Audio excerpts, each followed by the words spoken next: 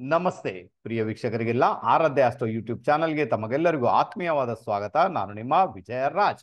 ಈ ದಿನ ನಾವು ಬಹಳ ವಿಶೇಷವಾಗಿ ಶನಿಯ ಸಾಡೆ ಸಾತಿ, ಓಕೆ, ಶನಿಯ ಸಾಡೆ ಸಾತಿ ಈ ಮೂಮೆಂಟ್ ಅಲ್ಲಿ ಶನಿಯ ಸಾಡೆ ಸಾತಿ ಯಾರಿಗೆಲ್ಲ ಉಂಟು?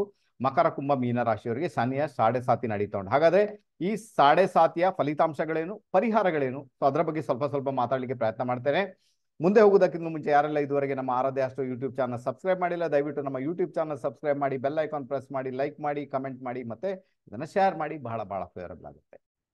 ಈಗ ಮುಖ್ಯವಾಗಿ ಸಾಡೆ ಸಾತಿ ಹೇಗೆ ಉಂಟಾಗುತ್ತೆ? ಜಾತಕದಲ್ಲಿ ನಿಮ್ದೊಂದು ರಾಶಿ ಇರುತ್ತೆ ಅಲ್ವಾ? ಚಂದ್ರ ಎಲ್ಲಿರ್ತಾನೆ ಅದು ರಾಶಿ ನಿಮ್ದಾಗಿರುತ್ತೆ. ಈಗ ಫಾರ್ ಎಕ್ಸಾಂಪಲ್ ಇಲ್ಲಿ ಒಂದು ಎಕ್ಸಾಂಪಲ್ ತೆಗೆದುಕೊಳ್ಳುವ ನಾವು. ಸೊ ಈಗ ಚಂದ್ರ ಇದ್ದಾನೆ ಇಲ್ಲಿ ಯಾವುದೇ ರಾಶಿ ಅಲ್ವಾ? ಇಲ್ಲಿ ಮೇಷರಾಶಿ ಅಂತ ಇಟ್ಕೊಳ್ಳಿ ನೀವು. ಮೇಷರಾಶಿ ಒಂದು ಎಕ್ಸಾಂಪಲ್ಗೆ ಅಷ್ಟೇ ಇಟ್ಕೊಳ್ಳಿಕ್ಕೆ ಹೇಳಿದ್ರೆ ನಾನು. ಮೇಷರಾಶಿಯಲ್ಲಿ ಚಂದ್ರ ಇದ್ದಾನೆ. ಸೊ ಈ ಚಂದ್ರನಿಗೆ 12th ಹೌಸ್ ಅಲ್ಲಿ ಶನಿ ಮಹಾರಾಜ ಬಂದಾಗ, ಓಕೆ, ಚಂದ್ರನಿಗೆ 12th ಹೌಸ್ ಅಲ್ಲಿ ಶನಿ ಮಹಾರಾಜ ಬಂದಾಗ ಅವಾಗ ಏನಾಯ್ತು? ಸಾಡೆ ಸಾತಿ ಆರಂಭ ಆಯ್ತು. ಈಗ ಓಕೆನಾ, ಅರ್ಥ ಆಗುತ್ತಾ? ಚಂದ್ರ ಇದ್ದಾನೆ, ಚಂದ್ರನಿಗೆ 12th ಹೌಸ್ ಅಲ್ಲಿ ಮೆಲ್ಲನೆ ಶನಿ ಮಹಾರಾಜ ಬಂದ್ಬಿಟ್ಟ ಅಂದಾಗ ಏನಾಯ್ತು? ಈಗ ಅಲ್ಲಿ ಎಲ್ಲೋ ಒಂದ್ ಕಡೆ ಸಾಡೆ ಸಾತಿ ಸ್ಟಾರ್ಟ್ ಆಯ್ತು. ಈಗ ಓಕೆನಾ, ಚಂದ್ರನಿಗೆ 12ನೇ ಮೇಲೆ ಶನಿ ಮಹಾರಾಜ ಬರುವಾಗ ಸಾಡೆ ಸಾತಿ ಸ್ಟಾರ್ಟ್ ಆಯ್ತು. ಆ ನಂತರ ಚಂದ್ರನ ಮೇಲೆ ಬರುವಾಗ ಸಾಡೆ ಸಾತಿಯ 2ನೇ ಹಂತ ಬಂತು. ಈಗ ಮೊದಲನೇ ಹಂತ ಚಂದ್ರನಿಂದ 12ನೇ ಮನೆಯಲ್ಲಿ ಶನಿ, 2ನೇ ಹಂತ ಚಂದ್ರನ ಜೊತೆಗೆ ಶನಿ, ಜನ್ಮದ ಶನಿ, ಚಂದ್ರನ ಜೊತೆಗೆ ಶನಿ ಬಂದಾಗ ಸಾಡೆ ಸಾತಿ 2ನೇ ಹಂತ. ಅದೇ ಶನಿ ಚಂದ್ರನಿಂದ 3ನೇ ಮನೆಗೆ ಹೋಗ್ತಾನೆ ಭ್ರಮಣ ಮಾಡ್ತಾ, ಓಕೆನಾ, ಚಂದ್ರನಿಂದ 3rd ಹೌಸ್ಗೆ. ಸಾಡೆ ಸಾತಿಯ 3ನೇ ಹಂತ, ಓಕೆನಾ, ಸಾಡೆ ಸಾತಿ 3ನೇ ಹಂತ ಬಂತು. ಈಗ ಸೊ ಇದೇನಾಯ್ತು? ಈಗ ಸಾಡೆ ಸಾತಿ ಅಂತ ಯಾಕೆ ಕರಿತೇವೆ? ಯಾಕಂದ್ರೆ ಶನಿ ಮಹಾರಾಜ ಒಂದು ರಾಶಿಯಲ್ಲಿ 2.5 ವರ್ಷಗಳ ಕಾಲ ಭ್ರಮಣ ಮಾಡ್ತಾನೆ. ಹಾಗಾದ್ರೆ ಒಂದು ರಾಶಿಯಲ್ಲಿ 2.5 ವರ್ಷ, ಮತ್ತೊಂದು ರಾಶಿಯಲ್ಲಿ 2.5 ವರ್ಷ, ಇನ್ನೊಂದು ರಾಶಿಯಲ್ಲಿ 2.5 ವರ್ಷ, ಒಟ್ಟಿಗೆ 7.5 ವರ್ಷಗಳ ಕಾಲ ಭ್ರಮಣ ಮಾಡ್ತಾನೆ ಚಂದ್ರನ ಹತ್ತಿರ, ಆಜುಬಾಜು. ಚಂದ್ರನ ಹತ್ತಿರ, ಚಂದ್ರನ 12ನೇ ಮನೆ, ಚಂದ್ರನ ಜೊತೆಗೆ ಚಂದ್ರನಿಂದ 2ನೇ ಮನೆ, ಅಂದ್ರೆ ಚಂದ್ರನ ಆಜುಬಾಜುವಲ್ಲಿ ಚಂದ್ರ ಇರ್ತಾನೆ 7.5 ವರ್ಷಗಳ ಕಾಲ. ಈ 7.5 ವರ್ಷಗಳ ಕಾಲ ಏನಿರ್ತದೆ ನಿಮ್ಗೆ ಬಹಳ ಚಾಲೆಂಜಿಂಗ್ ಪೀರಿಯಡ್ ಆಗಿರ್ತದೆ. ಯಾಕಂದ್ರೆ ಅಲ್ಲಿ ಏನಾಗುತ್ತೆ? ಬಹಳ ಮುಖ್ಯವಾಗಿ ಚಂದ್ರ ಇರ್ತಾನೆ, ಚಂದ್ರನ ಹತ್ತಿರಕ್ಕೆ ಶನಿ ಬಂದ್ಬಿಟ್ಟ, ಚಂದ್ರ ಬಂದು ಮನೋಕಾರಕ, ಶನಿ ಹತ್ತಿರ ಬಂದ್ಬಿಟ್ಟ. ಅವಾಗ ಏನಾಯ್ತು? ನಿಮ್ಮ ಮನಸ್ಸು ಎಲ್ಲೋ ಒಂದ್ ಕಡೆ ಪ್ರೆಷರ್ಗೊಳಗಾಯ್ತು, ಒತ್ತಡಕ್ಕೊಳಗಾಯ್ತು. ಸೊ ಏನು ಒತ್ತಡ ಬರುತ್ತೆ ಅಲ್ಲಿ? ಸರ್ ನಾನು 30 ವರ್ಷದಿಂದ ಯಾವುದೇ ಸಾಧನೆ ಮಾಡಿಲ್ಲ. ಯಾಕೆ 30 ವರ್ಷ? ಯಾಕಂದ್ರೆ ಶನಿ ಒಂದು ಭಾಚಕ್ರವನ್ನು ಪೂರ್ತಿ ಮಾಡ್ಲಿಕ್ಕೆ 30 ವರ್ಷ ತಗೊಳ್ತಾನೆ. 2.5 ವರ್ಷ, 12 ರಾಶಿಗಳನ್ನ ಭ್ರಮಣ ಮಾಡ್ಲಿಕ್ಕೆ.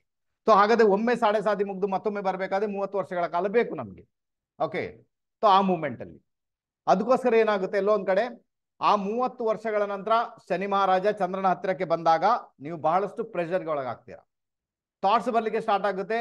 ನಾನು ಇದುವರೆಗೆ ಏನು ಮಾಡಿಲ್ಲ, ಕೆಲವರಿಗೆ ಮದುವೆ ಆಗಿರುವುದಿಲ್ಲ, ಕೆಲವರಿಗೆ ಜಾಗ ಮಾಡ್ಲಿಕ್ಕೆ ಆಗಿರುವುದಿಲ್ಲ, ಕೆಲವರಿಗೆ ಮನೆ ಕಟ್ಟಲಿಕ್ಕೆ ಆಗಿರುವುದಿಲ್ಲ, ಕೆಲವರಿಗೆ ಯಾವುದೇ ಪ್ರಾಸ್ಪರಿಟಿ ಮಾಡ್ಲಿಕ್ಕೆ ಆಗಿರುವುದಿಲ್ಲ, ಕೆಲವರಿಗೆ ಯಾವುದೇ ರೀತಿಯಲ್ಲಿ ಹಣ ಒಟ್ಟು ಮಾಡ್ಲಿಕ್ಕೆ ಆಗಿರುವುದಿಲ್ಲ, ಕೆಲವರಿಗೆ ಮಕ್ಕಳಾಗಿರುವುದಿಲ್ಲ. ಸೊ ಏನೋ ಒಂದು ಸಮಸ್ಯೆಗಳಿರ್ತವೆ ಅಷ್ಟರವರೆಗೂ ಕೂಡ. ಬಟ್ ಯಾವಾಗ ಚಂದ್ರನ ಹತ್ತಿರ ಶನಿ ಬಂದ್ಬಿಟ್ಟ, ಅಥವಾ ಮನಸ್ಸಿನ ಮೇಲೆ ಒತ್ತಡವನ್ನು ಹೇರ್ತಾನೆ ಶನಿ, ಸೊ ಈ ರೀತಿ ಮಾಡು, ಈ ರೀತಿ ಮಾಡು, ಈ ರೀತಿ ಮಾಡು ಅಂತ ಮಾಡ್ಬೇಕಾಗುತ್ತೆ. ಅವಾಗ ಏನಾಗುತ್ತೆ? ನಿಮ್ಗೆ ಕೆಲ್ಸಾನೂ ಆಗುತ್ತೆ, ನೀವು ಸಫರ್ ಆಗ್ತೀರಾ, ಅದಂತೂ ಹೌದು. ನಿಮ್ಮನ್ನಾತ ಸಾಧಾರಣ ಮಟ್ಟಿಗೆ ಈ ಕಬ್ಬನ್ನ ಮೆಷಿನ್ಗೆ ಕೊಟ್ಟ ಹಾಗೆ ಅಷ್ಟು ಸಫರ್ ಮಾಡಿಸಿಬಿಡ್ತಾನೆ. ಕೆಲವೊಂದು ಬಾರಿ ನಾನು ಇಲ್ಲ ಅಂತ ಹೇಳಲ್ಲ, ಬಟ್ ಅದು ನಿಮ್ಮ ಒಳ್ಳೇದಕ್ಕೇನೆ ಆಗಿರ್ತದೆ. ಸಾಡೆ ಸಾತಿಯಲ್ಲಿ ಶನಿ ಏನ್ ಮಾಡ್ತಾನೆ? ಬಹಳ ವಿಶೇಷ ರೀತಿಯಲ್ಲಿ ನೀವು ಯಾರು, ನಿಮ್ಮವರು ಯಾರು, ಯಾರು ಏನು, ಹೇಗೆ, ಕುಟುಂಬಸ್ಥರು ಹೇಗೆ, ನಿಮ್ಮ ಸ್ನೇಹಿತರು ಹೇಗೆ, ನಿಮ್ಮ ಹಿಂಬಾಲಕರು ಹೇಗೆ, ನಿಮ್ಮ ಪ್ರೀತಿ ಪ್ರೇಮ ಹೇಗೆ, ಎಲ್ಲದರ ಒಂದು ನಿಜ ಬಣ್ಣವನ್ನು ತೋರಿಸ್ಕೊಡ್ತಾರೆ. ನೋಡಿ ಇವ್ರು ಹೀಗಿರ್ತಾರೆ, ಹೀಗಿರ್ತಾರೆ. ಸೊ ಅದನ್ನು ಇಟ್ಕೊಂಡು ಮುಂದೆ ನೀವು ಹೋಗ್ಬೇಕಾದಿತ್ತು. ಆತ ಎಲ್ಲಾ ರೀತಿಯಲ್ಲಿ ಪರ್ದಾಫಾಶ್ ಅಂತ ಕರೀತಾರಲ್ವಾ, ಪರ್ದಾಫಾಶ್ ಅಂದ್ರೆ ಗೊತ್ತಾಗುತ್ತಾ? ಎಲ್ಲವನ್ನು ಕೂಡ ಇದ್ದಾಗೇನೆ ತೋರಿಸ್ಕೊಡ್ತಾರೆ. ಎಲ್ಲ ಏನು ಬಣ್ಣದ ವೇಷಗಳಿದೆ ನಿಮ್ಮ ಮುಂದೆ ಅಕ್ಕಪಕ್ಕ, ಸೊ ಎಲ್ಲವನ್ನು ಕೂಡ ಕಳಚಿ ತೋರಿಸ್ಕೊಡ್ತಾನೆ. ಈ ವ್ಯಕ್ತಿಗಳು ಹೀಗೇನೆ ಅಂತ ತೋರಿಸ್ಕೊಡ್ತಾರೆ. ಆವಾಗ ನಿಮ್ಗೆ ರಿಯಲೈಸ್ ಆಗುತ್ತೆ, ಬದುಕು ನಾವೆಣಿಸ್ಕೊಂಡಂತೆ ಅಲ್ಲ, ಇನ್ನೇನೋ ಇದೆ. ನಾವೆಲ್ಲೋ ಒಂದ್ ಕಡೆ ಭ್ರಮೆಯಲ್ಲಿ ಸಿಕ್ಕಾಕೊಂಡಿದ್ದೇವೆ, ಎಲ್ಲೋ ಒಂದ್ ಕಡೆ ತೊಂದರೆಯಲ್ಲಿ ಸಿಕ್ಕಾಕೊಂಡಿದ್ದೇವೆ, ಅಥವಾ ಎಲ್ಲೋ ಒಂದ್ ಕಡೆ ಭ್ರಮೆಗೆ ಒಳಗಾಗಿ ಎಲ್ಲೋ ಸುತ್ತಾಡ್ತಾ ಇದ್ದೇವೆ, ನಮ್ಗೆ ಗೊತ್ತೇ ಆಗ್ತಾ ಇಲ್ಲ. ಬಟ್ ಈಗ ರಿಯಲೈಸ್ ಆಗ್ತಾ ಉಂಟು ಬದುಕು ಏನು ಅಂತ. ಸೊ ಆ ಬದುಕನ್ನ ಕಟ್ಟಿಕೊಳ್ಳಿಕ್ಕೆ ಪ್ರಯತ್ನ ಮಾಡ್ತೀರಾ. ಸಾಡೆ ಸಾತಿ ಬರುವಾಗ, ಚಂದ್ರನ ಮೇಲೆ ಇಂಪ್ಯಾಕ್ಟ್ ಬಂದಾಗ, ಮನಸ್ಸಿನ ಮೇಲೆ ಒತ್ತಡ ಬಂದಾಗ ನೀವೇನ್ ಮಾಡ್ತೀರಾ? ಒಂದಷ್ಟು ಇಂಪ್ರೂವ್ಮೆಂಟ್ ತರಲಿಕ್ಕೆ ಪ್ರಯತ್ನ ಮಾಡಿ, ಇನ್ನಿಲ್ಲದ ಹರಸಾಹಸ ಮಾಡಲಿಕ್ಕೆ ಶುರು ಮಾಡ್ತೀರಾ. ಅದು ಲೋನ್ ತಗೊಳ್ಳೋದಿರ್ಬೋದು, ಎಲ್ಲೋ ಕೆಲಸಕ್ಕೆ ಸೇರೋದು, ವಿದೇಶಕ್ಕೆ ಹೋಗೋದು, ಇನ್ನೇನೋ ವ್ಯಾಪಾರ ಮಾಡೋದು, ಮತ್ತೇನೋ ಮಾಡೋದು, ಏನೋ ಮಾಡಬೇಕು ಏನೋ ಮಾಡಬೇಕು ಏನೋ ಮಾಡಬೇಕು. ಸೊ ಈ ಒಂದು ಛಲ ನಿಮ್ಮಲ್ಲಿ ಬರಲಿಕ್ಕೆ ಶುರುವಾಗುತ್ತೆ ಶನಿ ಚಂದ್ರನ ಹತ್ತಿರ ಬಂದಾಗ. ಓಕೆನಾ? ಸೊ ಇದು ಅರ್ಥ ಮಾಡ್ಕೊಳ್ತೇನೆ. ಈಗ ಇಲ್ಲಿ ಬಹಳ ಮುಖ್ಯವಾಗಿ ಏನಾಗುತ್ತೆ, ಈಗ ಒಂದು ಎಕ್ಸಾಂಪಲ್ ಕೊಡ್ತೇನೆ, ಅರ್ಥ ಮಾಡ್ಕೊಳ್ಳಿದ್ದಾನೆ. ಈಗ ನಿಮ್ಗೊಂದು ಬ್ಯಾಂಕಲ್ಲಿ ಲೋನ್ ಇದೆ, ಬ್ಯಾಂಕಲ್ಲಿ ಓಕೆನಾ, ಬ್ಯಾಂಕಲ್ಲಿ ಲೋನ್ ಇದೆ, ಒಂದು ಇನ್ಸ್ಟಾಲ್ಮೆಂಟ್ ಕಟ್ಟಿಲ್ಲ, ಅವ್ರೇನು ಫೋನ್ ಮಾಡಿಲ್ಲ ನಿಮಗೆ, 2 ಇನ್ಸ್ಟಾಲ್ಮೆಂಟ್ ಕಟ್ಟಿಲ್ಲ ಆದರೂ ಸುಮ್ಮನೆ ಆಗಿಬಿಟ್ರು ಅಂತ ಇಟ್ಕೊಳ್ಳೋಣ. 3ನೇ ಇನ್ಸ್ಟಾಲ್ಮೆಂಟ್ ಕಟ್ಟಿಲ್ಲ ಅಂದರೆ ಅವ್ರು ಬಂದೇ ಬರ್ತಾರೆ.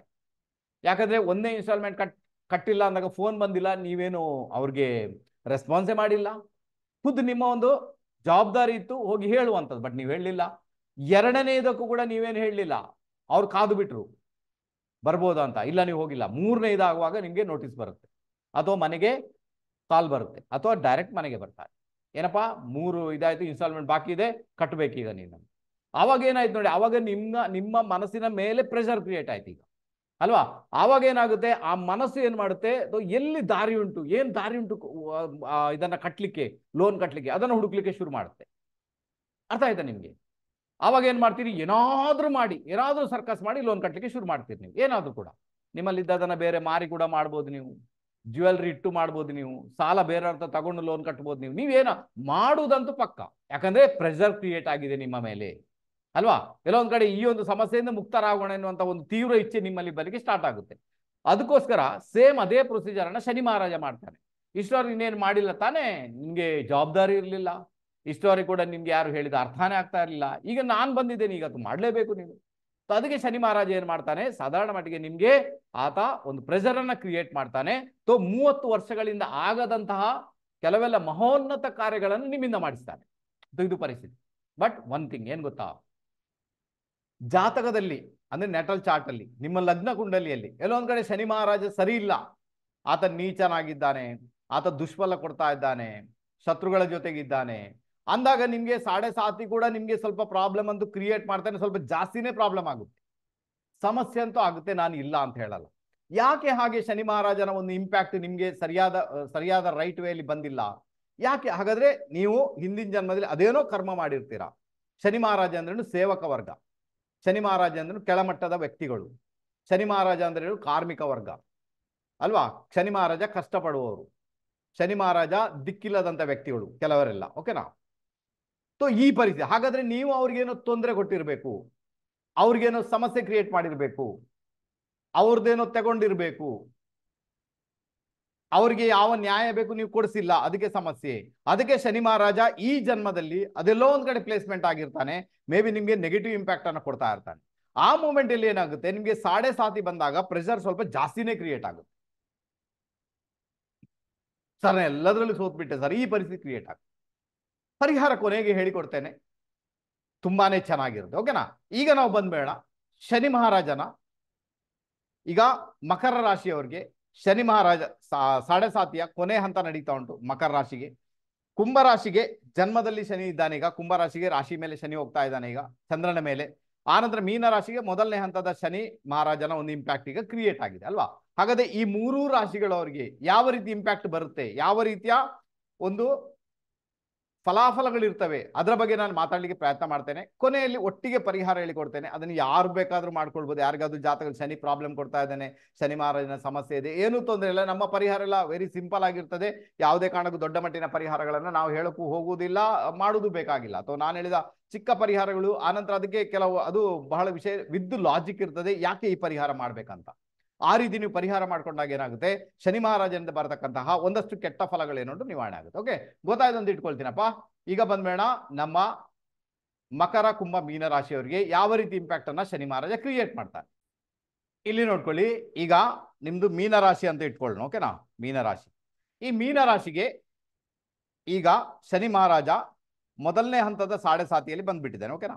ಶನಿ ಮಹಾರಾಜ ಚಂದ್ರನಿಗೆ 12ನೇ ಮನೆ ಭ್ರಮಣ ಮಾಡ್ತಾ ಇದ್ದಾನೆ. ಹಾಗಾದ್ರೆ ಏನಾಗುತ್ತೆ, 12ನೇ ಮನೆ ಅಂದ್ರೆ 12ನೇ ಮನೆ ನಮ್ಮ ವ್ಯಯಸ್ಥಾನ. ಹಾಗಾದ್ರೆ ನಿಮ್ಗೆ ಏನಾಗುತ್ತೆ, ಖರ್ಚು ವೆಚ್ಚಗಳು ಜಾಸ್ತಿ ಆಗ್ತವೆ. ಪಕ್ಕ ಖರ್ಚು ವೆಚ್ಚ ಜಾಸ್ತಿ, ವಿಶೇಷ ರೀತಿಯಲ್ಲಿ ಅನಾರೋಗ್ಯ, ಹೆಲ್ತ್ ರಿಲೇಟೆಡ್ ಪ್ರಾಬ್ಲಮ್, ಆರೋಗ್ಯದ ಸಮಸ್ಯೆಗಳನ್ನು ನೀವು ಅನುಭವಿಸಬೇಕಾಗುತ್ತೆ. ಟ್ರಾವೆಲಿಂಗ್ ಮಾಡುವಾಗ ಸಮಸ್ಯೆಗಳು, ಗುಪ್ತ ಶತ್ರುಗಳಿಂದ ಕಾಟಗಳು, ಹಾಸ್ಪಿಟಲೈಸ್ ಆದ್ರೂ ಕೂಡ ಅಲ್ಲಿ ಎಲ್ಲೊಂದ್ ಕಡೆ ಚಿಕಿತ್ಸೆಗೆ ನೀವು ಸ್ಪಂದಿಸದೇ ಇರುವಂತದ್ದು. ಕೆಲವರಿಗೆಲ್ಲ ಜೈಲು ವಾಸ. ನಿಮ್ಮ ಜಾತಕದಲ್ಲಿ ಲಗ್ನದಿಂದ 12ನೇ ಮೇಲೆ ಶನಿ ಇದ್ದಾಗಲೂ ಕೆಲವೊಂದು ಬಾರಿ ಈ ಪರಿಸ್ಥಿತಿ ಕ್ರಿಯೇಟ್ ಆಗುತ್ತೆ, ಜೈಲು ವಾಸ. ಚಂದ್ರನಿಂದ 12ನೇ ಮೇಲೆ ಶನಿ ಬಂದಾಗ ಕೂಡ ಜೈಲು ವಾಸ ಆಗುವಂತ ಸಾಧ್ಯತೆಗಳನ್ನು ತಳ್ಳಿ ಹಾಕುವಂತೆ. ಯಾಕಂದ್ರೆ ಶನಿ ಮಹಾರಾಜ ನ್ಯಾಯ ದೇವತೆ. ಹಾಗಾದ್ರೆ ಎಲ್ಲೋ ಒಂದ್ ಕಡೆ ನ್ಯಾಯ ಕೊಡಿಸ್ಬೇಕೀಗ, ನಿಮ್ಮನ್ನ ಜೈಲಿಗೆ ಕಳಿಸಿ ಕೂಡ ನ್ಯಾಯ ಕೊಡಿಸ್ಬೋದಾತ ಈ ಪರಿಸ್ಥಿತಿ. ವಿದೇಶ ಪ್ರಯಾಣದಲ್ಲಿ ಅಡೆತಡೆ, ರಿಲ್ಯಾಕ್ಸೇಷನ್ ಇಲ್ಲ, ಬೆಡ್ರೂಮ್ ಲೈಫ್ ಡಿಸ್ಟರ್ಬೆನ್ಸ್ ಮಾಡಿಬಿಡ್ತಾನೆ, ನಪುಂಸಕತೆ ಕ್ರಿಯೇಟ್ ಮಾಡಬಲ್ಲ. ಆನಂತರ ನಿಮಗೆ ಕಾರ್ಯಕ್ಷೇತ್ರದಲ್ಲಿ ಬಹಳ ವಿಶೇಷವಾಗಿ ಒಂದು ಕಡೆಯಿಂದ ಮತ್ತೊಂದು ಕಡೆಗೆ ಹೋಗಬೇಕು, ಟ್ರಾನ್ಸ್ಫರ್ ಆಗಬೇಕು ಅಲ್ವಾ, ಒಂದು ಕಡೆಯಿಂದ ಮತ್ತೊಂದು ಕಡೆಗೆ ಟ್ರಾನ್ಸ್ಫರ್ ಆಗಿ ಹೋಗಬೇಕು, ಅಥವಾ ನಿಮಗೆ ಎಲ್ಲೊಂದು ಕಡೆ ಉನ್ನತ ಮಟ್ಟಕ್ಕೂ ಹೋಗಬೇಕು. ಪ್ರಯತ್ನ ಮಾಡ್ತೀರಾ, ಫಲಿತಾಂಶ ಕೆಲವೊಮ್ಮೆ ಶೂನ್ಯ, ಇನ್ನು ಕೆಲವೊಂದು ಬಾರಿ ಡಿಲೇ. ಶನಿಯ ಮುಖ್ಯವಾದ ಇಂಪ್ಯಾಕ್ಟ್ ಏನಿರ್ತದೆ, ಡಿಲೇ, ಲೇಟ್ ಆಗುತ್ತೆ, ಡಿಲೇ ಮಾಡಿಸ್ತಾನೆ ಆತ. ನಿಮ್ಗೆ ಯಾವಾಗ ಚಂದ್ರನಿಂದ 12ನೇ ಮೇಲೆ ಶನಿ ಬಂದ್ಬಿಟ್ಟ, ಅದರ ಅರ್ಥ 7.5 ಮೊದಲನೇ ಹಂತ ಬಂದ್ಬಿಟ್ಟು ಕಾರ್ಯಕ್ಷೇತ್ರದಲ್ಲಿ ಬಹಳಷ್ಟು ದೊಡ್ಡ ಮಟ್ಟಿಗೆ ಇಂಪ್ಯಾಕ್ಟ್ ಅನ್ನ ಕ್ರಿಯೇಟ್ ಮಾಡ್ತಾನೆ. ಸ್ಯಾಟಿಸ್ಫ್ಯಾಕ್ಷನ್ ಕೊಡ್ಲಿಕ್ಕೆ ಬಿಡಲ್ಲ, ಮುಂದೆ ಹೋಗ್ಲಿಕ್ಕೆ ಬಿಡಲ್ಲ. ಅಲ್ಲಿ ಬಹಳಷ್ಟು ಕೈಕಾಲಾಡಿಸ್ಬೇಕಾದ ಅನಿವಾರ್ಯತೆ ಉಂಟು ನಿಮ್ಗೆ. ನಿಮ್ಮ ಕಾರ್ಯಕ್ಷೇತ್ರದಲ್ಲಿ ಏನೇ ಮಾಡಿದ್ರು ಕೂಡ ನಿಮ್ದೇ ತಪ್ಪು ಅಂತಾರೆ, ನೀವೇ ಸರಿ ಇಲ್ಲ ಅಂತಾರೆ. ಈ ಪರಿಸ್ಥಿತಿಯನ್ನು ಕ್ರಿಯೇಟ್ ಮಾಡ್ತಾನೆ. ಇಲ್ಲೆಲ್ಲ ನಿಮ್ಗೆ ಬುದ್ಧಿ ಕಲಿಬೇಕಾದಂತೂ ಬಹಳಷ್ಟು ಸಿಗುತ್ತೆ ನಿಮ್ಗೆ. ನೀವೆಲ್ಲ ಕಲ್ತ್ಕೊಳ್ಬೇಕಾಗುತ್ತೆ, ಯಾರು ಏನು ಹೇಗೆ ಎತ್ತ ಅಂತ ಎಲ್ಲವೂ ಕೂಡ. ಓಕೆ, ನಾನು ಪರಿಹಾರ ಹೇಳಿಕೊಡ್ತೇನೆ, ಅದನ್ನ ಮಾಡಿಕೊಳ್ಳಿ. ನನ್ನ ಒಂದು ಅಭಿಪ್ರಾಯ ಏನು ಅಂದ್ರೆ, ಯಾರಿಗೆಲ್ಲ 7.5 ಆರಂಭ ಆಗಿದೆ, ಈಗ ಎಣಿಸ್ಕೊಳ್ಳಿ, ಈಗ ಮೀನ ಲಗ್ನದವರಿಗೆ ಆರಂಭ ಅಲ್ವಾ, ಆನಂತರ ಕುಂಭರಾಶಿಯವರಿಗೆ 2ನೇ ಹಂತ, ಆನಂತರ ಮಕರ ರಾಶಿಗೆ ಕೊನೆ ಹಂತ. ನಾನು ಹೇಳ್ತೀನಿ, ನೀವು ತುಂಬಾನೇ ಅದೃಷ್ಟವಂತರು. ಯಾಕಂದ್ರೆ ಬದುಕಿನ ಆ ಒಂದು ಮಜಲುಗಳನ್ನ ಕಾಣಲಿಕ್ಕೆ ಶುರು ಮಾಡ್ತೀರಿ. ಇಷ್ಟವರೆಗೆ ನಿಮ್ಗೆ ಗೊತ್ತಿಲ್ಲದಂತಹ ವಿಷಯಗಳು ಈಗ ನಿಮ್ಮೆದುರು ಬಂದು ನಿಲ್ತವೆ. ಈಗ ಗೊತ್ತಾಗುತ್ತೆ ಯಾರು ನಿಮ್ಮವರು, ಯಾರು ಪರಕೀಯರು. ಇಷ್ಟವರೆಗೆ ನಿಮ್ಗೆ ಗೊತ್ತಿಲ್ಲ. ಇಷ್ಟವರೆಗೆ ನಾದಾನ್, ಇಷ್ಟವರೆಗೆ ಮುಗ್ಧತೆ, ಇಷ್ಟವರೆಗೆ ಎಲ್ಲರೂ ನನ್ನವರು. ಈಗ ಗೊತ್ತಾಗುತ್ತೆ ಅವ್ರು ಯಾರು ಅಂತ. ಅಷ್ಟಂತೂ ಉಪಕಾರ ಮಾಡಿಸ್ತಾನೆ ಶನಿ. ಆತನ ಕೆಲಸ ಅದೇ, ದೂದ್ ಕಾ ದೂದ್ ಪಾನಿ ಕಾ ಪಾನಿ, ಆ ರೀತಿ ಮಾಡಿ ಬಿಡ್ತಾನೆ. ಅದು ಏನು ಮಾಡೋಕ್ಕಾಗ. ಪ್ರೆಷರ್ ಆಯ್ತು, ಮನಸ್ಸಿನ ಮೇಲೆ ಪ್ರೆಷರ್ ಬಿತ್ತು, ಪರವಾಗಿಲ್ಲ ಬೀಳ್ಲಿ, ನೀವು ಪ್ರಯತ್ನ ಮಾಡಿ. ಅದೇನು ಮಾಡ್ಲಿಕ್ಕುಂಟು ನೀವು ಮಾಡಿ. ಶನಿ ಮಹಾರಾಜ ಒಳ್ಳೇದಂತೂ ಮಾಡ್ತಾನೆ, ಅದು ನೆನ್ಪಿಟ್ಕೊಳ್ಳಿ. ಶನಿ ಮಹಾರಾಜ ಅಂತ ಕೆಟ್ಟದನ್ನು ಮಾಡೋದಿಲ್ಲ. ಯಾಕಂದ್ರೆ ಆತ ನ್ಯಾಚುರಲ್ ಲಾರ್ಡ್, ಎಲ್ಲಿದಾತ 10th ಹೌಸ್ ಲಾರ್ಡ್ ಆತ, ಕರ್ಮ ಕಾರಕ ಆತ. ಅರ್ಥ ಮಾಡ್ಕೊಳ್ಬೇಕು, ಒಳ್ಳೇದು ಮಾಡ್ತಾನೆ, ಪ್ರೆಷರ್ ಕೊಡದೆ ಮಾಡೋದಿಲ್ಲ. ಅರ್ಥ ಆಯ್ತು, ಓಕೆನಾ? ಹಾಗಾದ್ರೆ 12th ಹೌಸ್ ಶನಿ ಎಲ್ಲೊಂದ್ ಕಡೆ ಖರ್ಚು ವೆಚ್ಚಗಳನ್ನು ವಿಪರೀತ ಜಾಸ್ತಿ ಮಾಡವಲ್ಲ, ನೆನಪಲ್ಲಿ ಇಟ್ಕೊಳ್ಬೇಕು. ರಿಲ್ಯಾಕ್ಸೇಷನ್ ಕೊಡೋಕೆ ಬಿಡಲ್ಲ. ನಾನು ಹೇಳ್ತೀನಿ ಮೆಡಿಟೇಷನ್ ಮಾಡಿ ಅಂತ ಪ್ರತಿದಿನ, ಬಹಳ ಒಳ್ಳೇದಾಗುತ್ತೆ ನಿಮಗೆ. ಅತ್ಯುತ್ತಮವಾದ ರಿಸಲ್ಟ್ ಕೊಡ್ತಾನೆ ಶನಿ ಮಹಾರಾಜ. ಮೌನವಾಗಿರ್ಬೇಕು, ಆದಷ್ಟು ಹೆಚ್ಚಿಗೆ ಮಾತಾಡ್ಲಿಕ್ಕೆ ಹೋಗ್ಬಾರ್ದು, ಬಕ್ ಬಕ್ ಮಾಡಬಾರ್ದು. ಕಾರ್ಯಕ್ಷೇತ್ರದಲ್ಲಿ ಬಕ್ ಬಕ್ ಮಾಡಿದ್ರೆ ಸಮಸ್ಯೆ ಕ್ರಿಯೇಟ್ ಮಾಡ್ತಾನೆ. ನಿಮ್ಮ ಮೇಲೇನೆ ಏನಾದ್ರೂ ಅಪರಾಧಗಳಿದ್ರೆ ನಿಮ್ಮ ಮೇಲೆ ಹಾಕಿಸ್ಬಿಡ್ತಾನೆ. ಈ ಪರಿಸ್ಥಿತಿ ಕ್ರಿಯೇಟ್ ಆಗುತ್ತೆ.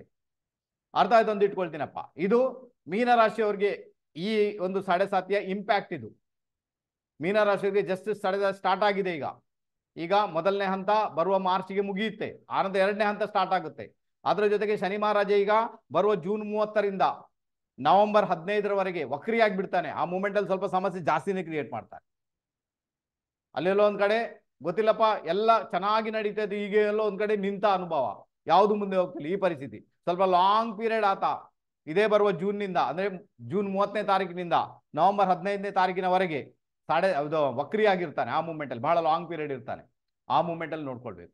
ಸೊ ಈ ಮೂಮೆಂಟ್ ಅಲ್ಲಿ ನೋಡಿ, ಯಾವಾಗ ಜೂನ್ 30ರಿಂದ ನಿಮ್ಗೆ ನವೆಂಬರ್ 15ರ ವಕ್ರಿ ಆಗುತ್ತಾನೆ, ಆ ಮೂಮೆಂಟ್ ಅಲ್ಲಿ ನೋಡಿ ರಾಜಕೀಯ ರೀತಿಯಲ್ಲಿ ಅಲ್ಲೋಲ ಕಲ್ಲೋಲಗಳು, ಬಹಳಷ್ಟು ತೊಂದರೆಗಳು, ಭೂಕಂಪನಗಳು, ಅಲ್ಲಲ್ಲಿ ಸಮಸ್ಯೆಗಳು, ಕೆಲವೊಮ್ಮೆ ವಿಪರೀತ ಮಳೆ, ಈ ಪರಿಸ್ಥಿತಿ ಕೂಡ ಕ್ರಿಯೇಟ್ ಆಗುತ್ತೆ. ವಿಪರೀತ ರೀತಿಯಲ್ಲಿ ಮಳೆ ತಡ್ಕೊಳ್ಳಿಕ್ಕೆ ಏನಾಗ್ತಾ ಇಲ್ಲ, ಜಲಪ್ರಳಯ ಆಗ್ಬೋದು. ಆ ಪರಿಸ್ಥಿತಿಯನ್ನು ಕ್ರಿಯೇಟ್ ಮಾಡ್ತಾನೆ ಶನಿ ಮಹಾರಾಜ.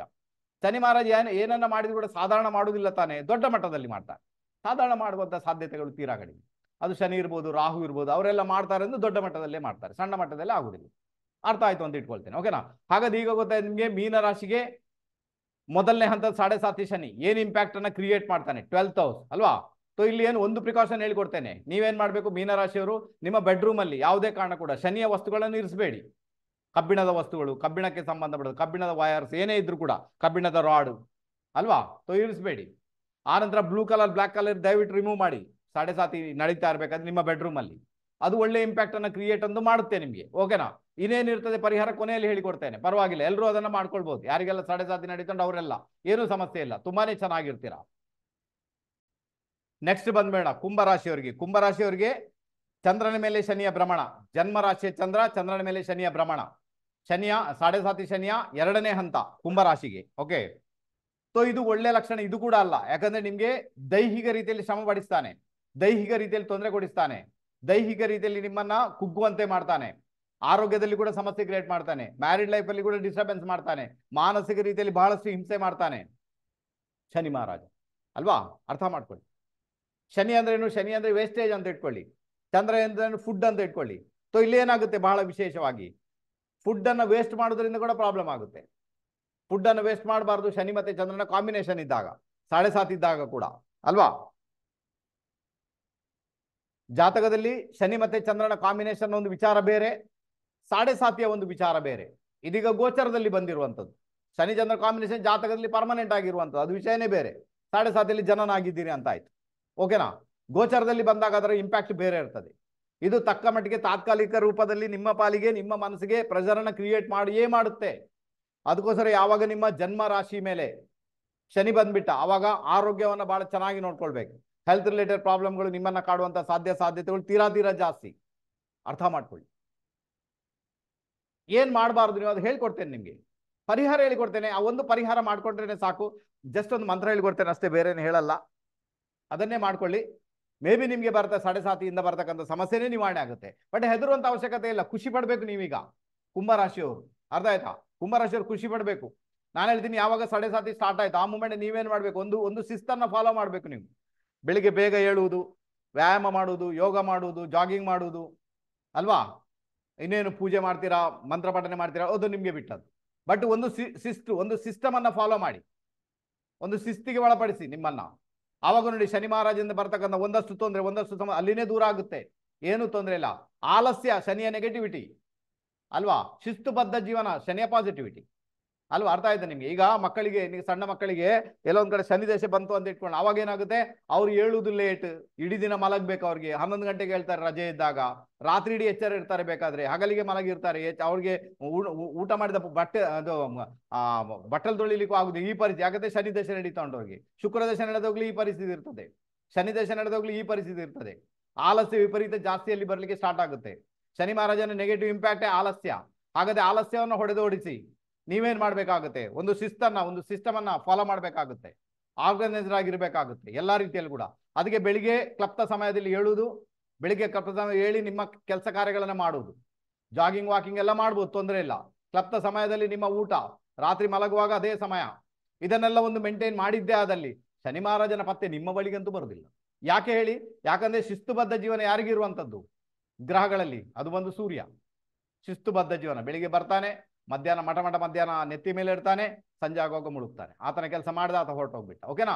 ಹಾಗಾದ್ರೆ ಯಾವಾಗ ನೀವು ಶನಿಯ ಒಂದು ಇಂಪ್ಯಾಕ್ಟ್ ಇರುವಾಗ ಸೂರ್ಯನ ಶಿಸ್ತನ್ನ ನೀವು ಫಾಲೋ ಮಾಡಿದ್ರಿ, ಶನಿ ಮಹಾರಾಜ ಹತ್ತಿರ ಕೂಡ ಸುಳಿಯೋದಿಲ್ಲ. ಅರ್ಥ ಮಾಡ್ಕೊಂಡ್ರೆ ತುಂಬಾ ಚೆನ್ನಾಗಿರ್ತದೆ. ಅರ್ಥ ಆಯ್ತಾ ನಿಮ್ಗೆ? ಯಾಕೆ ಅಂತ ಗೊತ್ತಾಯ್ತಾ? ಈಗ ಸೂರ್ಯ ಪುತ್ರ ಶನಿದೇವ್ ಅಲ್ವಾ, ಅಪ್ಪ ಬಂದ್ಬಿಟ್ಟ ಅಥವಾ ಮಗ ಹೆದರ್ಬಿಟ್ಟ, ಮಗನ ಇಂಪ್ಯಾಕ್ಟೇ ಇರುವುದಿಲ್ಲ. ಆವಾಗ ಶನಿ ಮಹಾರಾಜ ಏನು ಕೂಡ ನಿಮ್ಗೆ ತೊಂದರೆ ಕೇಳ್ಬೇಕು. ಯಾಕಂದ್ರೆ ನಿಮ್ಗೆ ಏನ್ ಬೇಕು ಈಗ ಯಾವಾಗ ನೀವು ಸೂರ್ಯನನ್ನ ಅನ್ಫಾಲೋ ಮಾಡ್ತೀರಾ, ಸೂರ್ಯನ ಆಕ್ಟಿವಿಟೀಸ್ ಅನ್ನ ಫಾಲೋನೇ ಮಾಡಲ್ಲ, ಸೂರ್ಯನಿಗೆ ಸಂಬಂಧಪಟ್ಟಿದ ಕೆಲಸನೇ ಮಾಡಲ್ಲ, ಆ ಶಿಸ್ತುಬದ್ಧ ಜೀವನನೇ ಇಲ್ಲ ಅಲ್ವಾ. ಈಗ ಏನಾಗಿದೆ, ಈಗ ವಯಸ್ಸಾಗಿದೆ ಅಂದಾಗ ನಿಮ್ಗೆ ಬೆಳಿಗ್ಗೆ ಹೇಳಲಿಕ್ಕೆ ಸ್ವಲ್ಪ ತೊಂದರೆ ಆಗ್ಬೋದು. ಆದ್ರೂ ಕೂಡ ಅವರಲ್ಲಿ ಏನಿರ್ತದೆ, ಒಂದು ಸಮಾಜ ಸೇವೆ ಅಂತ ಇರ್ತದೆ. ಒಂದಷ್ಟು ಜನಕ್ಕೆ ಸೇವೆ ಮಾಡುದು, ಒಂದಷ್ಟು ಜನಕ್ಕೆ ಸಹಾಯ ಮಾಡುದು, ಯಾವುದೋ ಒಂದು ರೂಪ ಮಾಡ್ತೇವೆ, ಅದು ಕೂಡ ಸೂರ್ಯನದ್ದೇ ಇಂಪ್ಯಾಕ್ಟ್ ಅದು.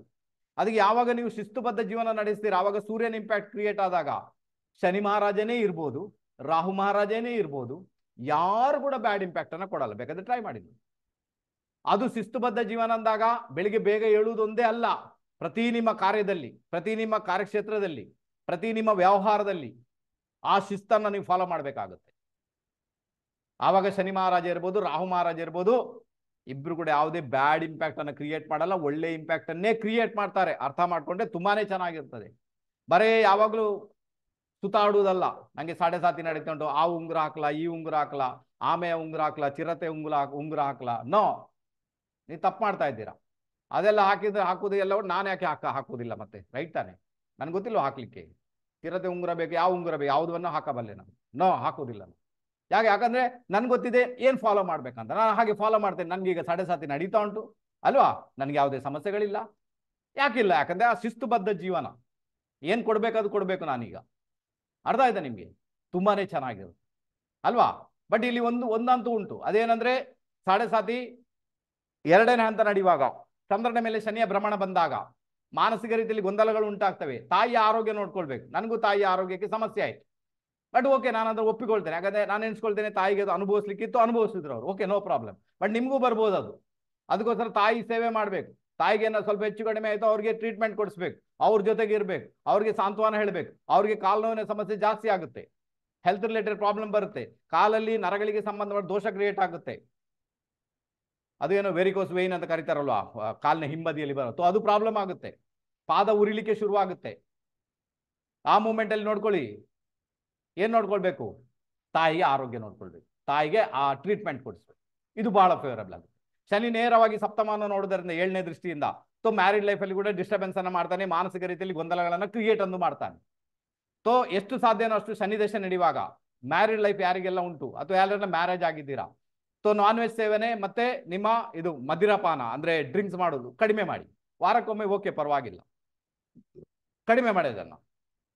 ಆನಂತರ ಸ್ವಲ್ಪ ಸ್ವಲ್ಪ ಬ್ರಹ್ಮಚರ್ಯದ ಪಾಲನೆ, ಸ್ವಲ್ಪ ಮಟ್ಟಿಗೆ ಪರವಾಗಿಲ್ಲ, ಓಕೆನಾ? ಅವಾಗ ಏನಾಗುತ್ತೆ, ಸಾಡೆ ಸಾತಿ ಶನಿ, ಅದು ಕೂಡ 2ನೇ ಹಂತದ ಶನಿ. ಆತನಿಂದ ಯಾವುದು ಬ್ಯಾಡ್ ಇಂಪ್ಯಾಕ್ಟ್ ನಿಮ್ಮ ಪಾಲಿಗೆ ಬರಬೇಕು ಅಥವಾ ದೇಹಕ್ಕೆ ಸಂಬಂಧಪಟ್ಟಂತ ಸಮಸ್ಯೆಗಳು ಕ್ರಿಯೇಟ್ ಆಗ ಮೇ ಬಿ ಆಗಲ್ಲ. ನೋಡಿ, ಎಲ್ಲ ಟೆಕ್ನಿಕ್ ಫಾಲೋ ಮಾಡ್ಬೇಕಾಯ್ತಾ? ಸುಮ್ಮನೆ ಒದಾಡುದಲ್ಲ, ಅರ್ಥ ಮಾಡ್ಕೊಳ್ಳಿ. ಸುಮ್ಮನೆ ಒದಾಡುದಲ್ಲ, ಸಾಡೆ ಸಾತಿ ಉಂಟು, ಆ ಪೂಜೆ ಮಾಡಿಸ್ತೇನೆ, ಈ ಪೂಜೆ ಮಾಡಿಸ್ತೇನೆ, ಶನಿ ಶಾಂತಿ ನೀವು ಮಾಡಿಸಿ, ನಾನು ಬೇಡ ಅಂತ ಹೇಳಲ್ಲ. ನೀವು ಶನಿ ಶಾಂತಿ ಮಾಡಿಸಿ, ಇನ್ನೇನು ಪೂಜೆ ಮಾಡಿಸಿ, ನೀವು ಏನ್ ಬೇಕಾದ್ರೂ ಮಾಡಿಸಿ. ಬಟ್ ನಿಮ್ಮಲ್ಲೇ ನೀವು ಬದಲಾವಣೆಯನ್ನು ನೀವು ತಂದುಕೊಂಡಿಲ್ಲ ಅಂದಾಗ ನೀವು ಏನೇ ಮಾಡಿ ಕೂಡ ಪ್ರಯೋಜನ ಇಲ್ಲ. ಮತ್ತೆ ಅವರಿಗೆ ದೂರ್ತೀರಾ, ಅವ್ರು ಅಷ್ಟೆಲ್ಲ ಮಾಡಿಕೊಟ್ರು, ಅಷ್ಟೆಲ್ಲ ಹಣ ತಗೊಂಡ್ರು, ಏನು ನನಗೆ ಫರಕೆ ಬೀಳಲಿಲ್ಲ. ಇದು ನ್ಯಾಯ ಅಂತೂ ಖಂಡಿತ ಅಲ್ಲ, ಯಾಕಂದ್ರೆ ನೀವು ಚೇಂಜ್ ಆಗ್ಲಿಕ್ಕೆ ನೋಡ್ಲಿಲ್ಲ. ಅರ್ಥ ಆಯ್ತಾ ನಿಮಗೆ? ಇದು ಪರಿಸ್ಥಿತಿ, ಓಕೆನಾ? ಇನ್ನು ಆಮೆ ಉಂಗುರದಿಂದ ನಿಮಗೆ ಒಳ್ಳೇದಾಗುತ್ತೆ, ನೀವು ಧರಿಸಿ, ನಾನು ಅದಕ್ಕೆ ಅಡ್ಡಿ ಅಂತೂ ಖಂಡಿತ ಅಲ್ಲ. ಬಟ್ ಅದು ಧರಿಸಿಕೊಂಡು ಶಿಸ್ತನ್ನ ಫಾಲೋ ಮಾಡ್ಬೇಕಾಗುತ್ತೆ ನೀವು, ಅಲ್ವಾ? ಅದನ್ನು ಧರಿಸಿ ಕೆಲವರಿಗೆಲ್ಲ ಒಳ್ಳೇದಾಗಿರ್ಬೋದು, ನಾನು ಇಲ್ಲ ಅಂತ ಹೇಳಲ್ಲ. ಆಮೆ ಉಂಗುರ, ಆಮೆ ಉಂಗುರ, ಆಮೆ ಉಂಗುರ ಅಂದ್ರೆ ಏನ್ ಗೊತ್ತಾ ನಿಮ್ಗೆ, ಅಲ್ವಾ? ಶನಿ ಮಹಾರಾಜನ ಅವತಾರ, ಅದು ಬಹಳ ವಿಶೇಷ ಅಲ್ವಾ? ಕೂರ್ಮಾವತಾರ, ದಶಾವತಾರಗಳಲ್ಲಿ ಕೂರ್ಮಾವತಾರದು ಶನಿ ಅವತಾರ. ಸಮುದ್ರ ಮಂಥನ ನಡೆಯುವಾಗ ಸಮುದ್ರದಲ್ಲಿ ಇರಿಸಿದಂತಹ ಮಂದಾರ ಪರ್ವತ ಏನುಂಟು, ಒಂದು ಕಡೆ ಆ ವಾಸುಕಿ ಎಂಬ ಸರ್ಪವನ್ನ ಕಟ್ಟಿ, ತಲೆಯ ಬದಿಯಲ್ಲಿ ರಾಕ್ಷಸರು, ಬಾಲದ ಬದಿಯಲ್ಲಿ ಯಾರು? ದೇವತೆಗಳು. ಅದನ್ನ ಮಂಥನ ಮಾಡಿದ. ಅವಾಗ ಏನಾಯ್ತು, ಮಂದಾರ ಪರ್ವತ ಕೆಳಗೆ ಹೋಗ್ಲಿಕ್ಕೆ ಶುರುವಾಯ್ತು. ಇವ್ರಿಗೆ ಹೆದರಿಕೆ ಆಯ್ತು. ಈಗ ಇದು ಮಂದಾರ ಪರ್ವತ ಕೆಳಗೆ ಹೋಗ್ತಾ ಉಂಟು, ಸಮುದ್ರ ಮಂಥನ ಮಾಡ್ಲಿಕ್ಕೆ ಆಗಲ್ಲ, ನಮ್ಗೆ ಬೇಕಾದ ಅಮೃತ ಸಿಗುವುದಿಲ್ಲ ಅಂತ ಹೆದರಿಕೆ ಆಯ್ತು. ಎಲ್ಲರೂ ವಿಷ್ಣುವಿನ ಬಳಿ ಓಡಿ ಹೋದ್ರು. ವಿಷ್ಣು ಏನ್ ಮಾಡಿದ? ಕೂರ್ಮಾವತಾರ ತಾಳಿದ, ಆಮೆ ಅವತಾರ, ಕೂರ್ಮಾವತಾರ ತಾಳಿ ಆ ಒಂದು ಮಂದಾರ ಪರ್ವತ ಏನುಂಟು ಅದರ ಅಡಿಯಲ್ಲಿ ಹೋಗಿ ಸೇರ್ಕೊಂಡ್ಬಿಟ್ಟು, ಓಕೆನಾ? ಅದರ ಮೇಲೆ ಮಂದಾರ ಪರ್ವತ ಬಂತು. ಈಗ ಇವರು ಆರಾಮವಾಗಿ ಸಮುದ್ರ ಮಂಥನ ಮಾಡಿದ್ರು. ಮತ್ತೆ ಉಳಿದ ಕತೆ ನಿಮ್ಗೆ ಗೊತ್ತಿದೆ. ಬಟ್ ಅಲ್ಲಿ ಏನಾಯ್ತು ಗೊತ್ತಾ, ಶನಿ ಮಹಾರಾಜ ಆ ಒಂದು ಕೂರ್ಮಾವತಾರ ತಾಳಿದಂತಹ ಕೂರ್ಮ ಅಂದ್ರೆ ಆಮೆ ಎಲ್ಲ ಅದರ ಮೇಲೆ ಬಂತು. ಮೇಲೆ ಬಂದು ನೋಡುವುದೇನು, ಒಂದು ಕಡೆ ರಾಕ್ಷಸರು, ಒಂದು ಕಡೆ ದೇವತೆಗಳು, ಎಲ್ಲ ಅಮೃತವನ್ನು ಹಂಚ್ತಾ ಇದ್ದಾರೆ, ಎಲ್ಲ ಕುಣಿತಾ ಇದ್ದಾರೆ, ಬಹಳ ಖುಷಿಯಲ್ಲಿದ್ದಾರೆ, ಅಮೃತ ಬಂದಾಗಿದೆ, ಏನು ತೊಂದರೆ ಇಲ್ಲ. ಬಟ್ ಅಷ್ಟು ಉಪಕಾರ ಮಾಡಿದಂತಹ ಶನಿಯನ್ನ ಯಾರು ಪರಿಗಣಿಸಲಿಲ್ಲ, ಅಂದ್ರೆ ಕೂರ್ಮಾವತಾರವನ್ನು ಯಾರು ಪರಿಗಣಿಸಲಿಲ್ಲ. ಅದು ಆಚೆ ಈಚೆ ನೋಡಿದ್ರೆ ಅದಕ್ಕೆ ಬೇಸರ ಆಗುತ್ತೆ, ಅಯ್ಯೋ ಇದೇ ಜೀವನ, ಇಷ್ಟೇ. ಅದಕ್ಕೆ ಹೇಳುದು, ಯಾವಾಗ ನೀವು ಯಾರಿಗಾದ್ರು ಉಪಕಾರ ಮಾಡ್ತೀರಾ, ಅದು ಸಡೆ ಸಾತಿಯಲ್ಲಿ ಮಾಡ್ತೀರಾ, ಬಾಕಿ ಸಮಯದಲ್ಲಿ ಮಾಡ್ತೀರಾ, ಯಾರು ನಿಮ್ಗೆ ನಿಮ್ಮನ್ನ ಒಳ್ಳೇದಂತ ಆ ಮೂಮೆಂಟ್ ಅಲ್ಲಿ ಹೇಳುವುದಿಲ್ಲ. ಒಮ್ಮೆ ನಿಮ್ಗೆ ಸನ್ಮಾನ ಸತ್ಕಾರ ಮಾಡ್ಬೋದು, ಮತ್ತೆ ಯಾರು ನಿಮ್ಮನ್ನ ಕ್ಯಾರೆ ಮಾಡಲ್ಲ. ನೀವೇನು ದೊಡ್ಡ ಉಪಕಾರನೇ ಮಾಡಿ ಬಂದಿರ್ತೀರಿ, ಬಟ್ ನಿಮ್ಮನ್ನ ನೆಗ್ಲೆಕ್ಟ್ ಮಾಡ್ತಾರೆ. ಅದು ಶನಿಯ ವಿಶೇಷತೆ. ಅರ್ಧ ಇದೊಂದು ಇಟ್ಕೊಳ್ತೀನಪ್ಪ. ಅದಕ್ಕೆ ಆಮೆಯ ಉಂಗುರ ಹಾಕೊಳ್ಳೋದಕ್ಕಿಂತ ಮುಂಚೆ 100 ಬಾರಿ ಯೋಚನೆ ಮಾಡಿ, ಏನು ಆ ಪರಿಸ್ಥಿತಿ ಬರ್ತಾ ಉಂಟಾ ನಿಮ್ಗೆ? ಎಲ್ಲ ಉಪಕಾರ ಮಾಡಿದಿರಿ, ಎಲ್ರಿಗೂ ಒಳ್ಳೇದನ್ನೇ ಮಾಡಿದಿರಿ, ಆದ್ರೂ ಕೂಡ ನನ್ಗೆ ಎಲ್ಲೋ ಒಂದ್ ಕಡೆ ಇನ್ಸಲ್ಟ್ ಆಗುತ್ತೆ, ಕೇಳಿಸ್ಕೊಳ್ಬೇಕಾಗುತ್ತೆ ನಾನು. ಯಾಕೆ? ಶನಿಯನ್ನ ಕೈಯಲ್ಲೇ ಇಟ್ಕೊಂಡಿದ್ದೀರಾ, ಓಕೆನಾ? ಇದು ಪರಿಸ್ಥಿತಿ. ಅರ್ಥ ಮಾಡ್ಕೊಳ್ಳಿಕ್ಕೆ ಪ್ರಯತ್ನ ಮಾಡಿ. ಎಲ್ಲೋ ಒಂದ್ ಕಡೆ ಶನಿಯ ಇಂಪ್ಯಾಕ್ಟ್ ಜಾತಕದಲ್ಲಿ ಸರಿ ಇಲ್ಲ ಅಂದಾಗ ಮೇ ಬಿ ಜಾಸ್ತಿ ಸಮಸ್ಯೆ ಕ್ರಿಯೇಟ್ ಆಗ್ಬೋದು. ಓಕೆ, ಗೊತ್ತಾಯ್ತು. ಈಗ ಹಾಗಾದ್ರೆ ಯಾವಾಗ ನಿಮ್ಗೆ ಸಾಡೆ ಸಾತಿ 2ನೇ ಹಂತ ನಡೆಯುತ್ತೆ, ಪರವಾಗಿಲ್ಲ, ಒಳ್ಳೇದೇ. ಒಂದಷ್ಟು ಬುದ್ಧಿ ಕಲಿಸ್ತಾನೆ. ಆತ ಹೇಳ್ತಾನೆ, ಆರೋಗ್ಯ ನೋಡ್ಕೋ, ಹೆಲ್ತ್ ನೋಡ್ಕೋ, ದುಡ್ಡು ಬರ್ಬಾದಾಗುತ್ತೆ, ಫುಡ್ ವೇಸ್ಟ್ ಮಾಡಬೇಡ, ಕಥೆ ಹೇಳ್ತಾ ಇದ್ದಾನೆ. ಪ್ರೆಷರ್ ಅಂತೂ ಬಹಳ ಕ್ರಿಯೇಟ್ ಮಾಡಿದ. ಅದರಲ್ಲೂ ಒಂದು ವೇಳೆ ಜಾತಕದಲ್ಲಿ ಏನೊಂದು ಚಂದ್ರ ದೇಶ ನಡೀತಾ ಉಂಟು, ಇಂಪ್ಯಾಕ್ಟ್ ಜಾಸ್ತಿ ಆಗುತ್ತೆ. ಶನಿ ದೇಶ ನಡೀತಾ ಉಂಟು, ಮತ್ತೆ ಇಂಪ್ಯಾಕ್ಟ್ ಜಾಸ್ತಿ ಆಗುತ್ತೆ. ಅರ್ಥ ಆಯ್ತಾ ನಿಮ್ಗೆ? ಯಾಕಂದ್ರೆ ಅಲ್ಲಿ ಅದು ಆಕ್ಟಿವೇಟ್ ಆಗಿತ್ತು. ಈಗ ಆಕ್ಟಿವೇಟ್ ಆಗಿದೆ, ಇದಕ್ಕೋಸ್ಕರ ಈ ಪ್ರಾಬ್ಲಮ್ ಕ್ರಿಯೇಟ್ ಆಗುತ್ತೆ. ಇದನ್ನ ಅರ್ಥ ಮಾಡ್ಕೊಂಡವ ಗೆದ್ದು ಬಿಡಬಲ್ಲ ಅಲ್ವಾ. ಹೇಳಿದ್ದೇನೆ ಶನಿ ಮಹಾರಾಜದಿಂದ ತಪ್ಪಿಸ್ಕೊಳ್ಳಿಕ್ಕೆ ಏನ್ ಮಾಡ್ಬೇಕಂತ. ಅದನ್ನ ಮಾಡಿ ನೋಡಿ, ನೋಡಿ ಯಾವ ರೀತಿ ಇಂಪ್ಯಾಕ್ಟ್ ನಿಮ್ಮ ಪಾಲಿಗೆ ಕ್ರಿಯೇಟ್ ಆಗುತ್ತೆ ಅಂತ ಗೊತ್ತಾಯ್ತು ಅಂತ ಇಟ್ಕೊಳ್ತೇನೆ. ನೆಕ್ಸ್ಟ್ ಬಂದ್ಬೇಡ ಮಕರ ರಾಶಿ. ಮಕರ ರಾಶಿಯವರಿಗೆ ಕೊನೆ ಹಂತದ ಸಾತಿ ಈಗ ನಡೆಯುವಂಥದ್ದು. ಓಕೆನಾ, ಕೊನೆ ಹಂತ ಬರುವ ಮಾರ್ಚ್ 29ಕ್ಕೆ ಸಾತಿ ಎಂಡ್ ಆಗುತ್ತೆ. ಆನಂತರ ಶನಿ ಮಹಾರಾಜ ಎಲ್ಲಿ ಭ್ರಮಣ ಮಾಡ್ತಾನೆ? ಮೀನ ರಾಶಿಗೆ ಭ್ರಮಣ ಮಾಡ್ತಾನೆ. ಓಕೆನಾ. ಇಲ್ಲಿ ಏನಾಗುತ್ತೆ ನೋಡಿ, ಚಂದ್ರನಿಂದ ಶನಿ 2ನೇ ಮನೆಯಲ್ಲಿದ್ದಾನೆ. ದುಡ್ಡಿನ ವಿಚಾರಗಳು ಬಹಳಷ್ಟು ದೊಡ್ಡ ಮಟ್ಟಿಗೆ ಇನ್ಫ್ಲುಯೆನ್ಸ್ ಆಗಿದೆ. ಹಣಕಾಸು, ಈ ಹಣಕಾಸಿನ ವಿಚಾರದಲ್ಲೇ ನಿಮ್ಮನ್ನು ನೀವು ಕಳ್ಕೊಳ್ತೀರಾ. ದುಡ್ಡಿಲ್ಲ, ಅದು ಬೇಕು, ಇದು ಬೇಕು, ಸಾಲ ತೀರಿಸಬೇಕು, ಅವನಿಗೆ ಕೊಡ್ಬೇಕು, ಇವನಿಗೆ ಕೊಡ್ಬೇಕು, ಒಂದಷ್ಟು ಕಮಿಟ್ಮೆಂಟ್ಸ್ ಆಲ್ರೆಡಿ ಮಾಡ್ಕೊಂಡು ಇಟ್ಟಿರ್ತೀರಾ. ಯಾರು? ನಮ್ಮ ಮಕರ ರಾಶಿಯವರು ಅಲ್ವಾ. ದುಡ್ಡಿನ ವಿಚಾರದಲ್ಲಿ ಚಿಂತೆಗಳು, ಕುಟುಂಬದ ವಿಚಾರದಲ್ಲಿ ಚಿಂತೆಗಳು, ಹಣಕಾಸು ಜಮಾ ಮಾಡ್ಲಿಕ್ಕೆ ಆಗ್ತಾ ಇಲ್ಲ, ಅದೊಂದು ಚಿಂತೆಗಳು. ಬಟ್ ನಿಮ್ಗೆ ಒಳ್ಳೆ ಪೀರಿಯಡ್ ಇದೆ. ಬರುವ ಮಾರ್ಚ್ ನಂತರ ಸಾತಿ ನಿಮ್ದು ಕ್ಲೋಸ್ ಆಯ್ತು. ನೋಡಿ ಎಷ್ಟು ಬುದ್ಧಿಯನ್ನ ಕಲ್ತ್ಕೊಂಡಿದ್ದೀರಾ ನಮ್ಮ ಮಕರ ರಾಶಿಯವ್ರು. ನೋಡ್ಕೊಳ್ಳಿ ಅಲ್ವಾ, ಎಷ್ಟು ಬುದ್ಧಿ ಕಲ್ತ್ಕೊಂಡಿದ್ದೀರಿ ನೀವು. ಎಲ್ಲ ಗೊತ್ತಾಯ್ತು ನಿಮ್ಗೆ ಅಲ್ವಾ. ಯಾರು, ಏನು, ಹೇಗೆ, ಎತ್ತ, ಕುಟುಂಬದವರು ಹೇಗೆ, ಸ್ನೇಹಿತರು ಹೇಗೆ, ಪ್ರೀತಿ ಪ್ರೇಮ ಹೇಗೆ ಅಲ್ವಾ. ಅರ್ಥ ಆಯ್ತು ಅಂತ ಇಟ್ಕೊಳ್ತೇನೆ. ಬಹಳ ಚೆನ್ನಾಗಿರುತ್ತೆ. ಅದಕ್ಕೆ 2ನೇ ಮೇಲೆ ಶನಿ ಬಂದಾಗ ಬಹಳ ಜಾಗೃತರಾಗಿರಿ. ಹಣಕಾಸಿನ ವಿಚಾರದಲ್ಲಿ ಬಹಳಷ್ಟು ಗೊಂದಲಗಳನ್ನು ಕ್ರಿಯೇಟ್ ಮಾಡಬಲ್ಲ. ಸಮಯದಲ್ಲಿ, ಕ್ಲಪ್ತ ಸಮಯದಲ್ಲಿ ದುಡ್ಡನ್ನ ಬಾರದ ಹಾಗೆ ತಡೆ ಹಿಡಿಯಬಲ್ಲ. ದುಡ್ಡು ಬರುವುದಿಲ್ಲ, ಯಾರು ಕೊಡ್ಲಿಕ್ಕೆ ಅದು ಬರುವುದಿಲ್ಲ. ಎಲ್ಲೊಂದ್ ಕಡೆ ಅವ್ರಿಗೆ ಕಾಲು ಹಿಡಿಬೇಕಾಗಿದೆ, ಆ ಪರಿಸ್ಥಿತಿ ಕ್ರಿಯೇಟ್ ಆಗ್ಬೋದು ಕೆಲವೊಂದು ಬಾರಿ. ಅಂತ ನಿಮ್ಮಲ್ಲಿರೋ ದುಡ್ಡು ಚೋರಿ ಕೂಡ ಆಗ್ಬೋದು. FD ಮಾಡಿಟ್ಟಿದ್ರೆ ತೆಗಿಬೇಕಾದೀತು. ಬಂಗಾರ ನಿಮ್ಗೆ ಫ್ಲಜ್ ಮಾಡಬೇಕಾದೀತು. ದುಡ್ಡಿಗೆ ಬೇಕಾಗಿನೇ ಮಾತಾಡುವಾಗ ಬಹಳ ಜಾಗೃತರಾಗಿರಿ. ಕುಟುಂಬದವ್ರ ಜೊತೆ ಮಾತಾಡುವಾಗ ಬಹಳ ಜಾಗೃತರಾಗಿರಿ. ಇಲ್ಲ ನಿಮ್ಮ ಮಾತಿನಿಂದಲೇ, ನಿಮ್ಮ ಒರಟು ಮಾತಿನಿಂದಲೇ ಪ್ರಾಬ್ಲಮ್ ಕ್ರಿಯೇಟ್ ಆಗುತ್ತೆ. ಮಾತಾಡುವಾಗ ಬಹಳ ಜಾಗೃತರಾಗಿ ಮಾತಾಡಿ, ಬಹಳ ನಯವಾಗಿ ಮಾತಾಡಿ, ವಿನಯವನ್ನ ತನ್ನಿ. ಆನಂತರ ಬಹಳ ಸುಸಂಸ್ಕೃತ ರೀತಿಯಲ್ಲಿ ಮಾತಾಡಿ, ಚೆನ್ನಾಗಿರುತ್ತೆ ಅಲ್ವಾ. ಅರ್ಥ ಮಾಡ್ಕೊಳ್ಳಿ. ನಿಮ್ಮ ಮಾತು ಅಲ್ವಾ, 2ನೇ ಮನೆ ಕುಟುಂಬ ಸ್ಥಾನ, ವಾಣಿ ಸ್ಥಾನ ಅಲ್ವಾ. ಆನಂತರ ನಿಮ್ಮ ಹಣ, ಧನಸ್ಥಾನ, ಧನ ಅಕ್ಯುಮುಲೇಟ್ ಒಟ್ಟು ಮಾಡುವಂಥದ್ದು. ಹಾಗಾದ್ರೆ ಯಾವಾಗ ಮಾತುಗಾರಿಕೆ ಸರಿ ಇಲ್ಲ, ಸೊ ದುಡ್ಡು ಒಟ್ಟು ಮಾಡ್ಲಿಕ್ಕೆ ನಿಮ್ಮಿಂದ ಆಗಲ್ಲ. ಯಾವಾಗ ಮಾತುಗಾರಿಕೆ ಸರಿ ಇದ್ದು ದುಡ್ಡು ಒಟ್ಟು ಮಾಡ್ಬೋದು, ನೀವೇನು ತೊಂದರೆ ಇಲ್ಲ. ಓಕೆನಾ, ಅರ್ಥ ಆಯ್ತು ಅಂತ ಇಟ್ಕೊಳ್ತೇನೆ. ಅದಕ್ಕೆ ಸಾತಿಯ ಕೊನೆ ಹಂತ ಬಂದಾಗ ದುಡ್ಡಿನ ವಿಚಾರದಲ್ಲಿ ಬಹಳಷ್ಟು ನಿಮ್ಮನ್ನ ರಗಡಾಯಿಸ್ತಾನೆ, ಹೀಗೆ ಸುತ್ತಾಡಿಸ್ತಾನೆ, ಏನು ಮಾಡೋಕ್ಕಾಗಲ್ಲ, ಆ ಪರಿಸ್ಥಿತಿ ಕ್ರಿಯೇಟ್ ಮಾಡ್ತಾನೆ. ಬಟ್ ನಿಮ್ಗೆ ಒಳ್ಳೆ ರಿಸಲ್ಟ್ ಇರದೇ ಇರ್ತದೆ. ಬರುವ ವರ್ಷದಿಂದ ನೋಡಿ, ನೀವೊಂದು ಹೊಸ ವ್ಯಕ್ತಿಯಾಗಿ ಹೊಮ್ಮಿರ್ತೀರಾ.